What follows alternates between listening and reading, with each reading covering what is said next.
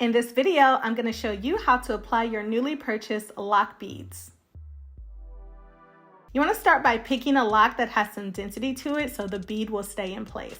Take your lock and thread the ends through the center of the application tool and position your lock at one end of the tool. You want to ensure you do not pull too much of your lock through the tool because this will make it difficult to slide the bead up your lock. Next, slide one of the lock beads onto the application tool using the opposite end of the tool.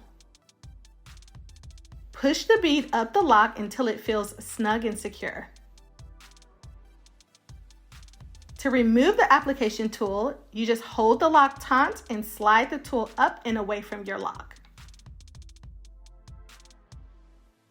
Now you can go and slay the day away in your new lock beads by KKSMS. Thanks for watching.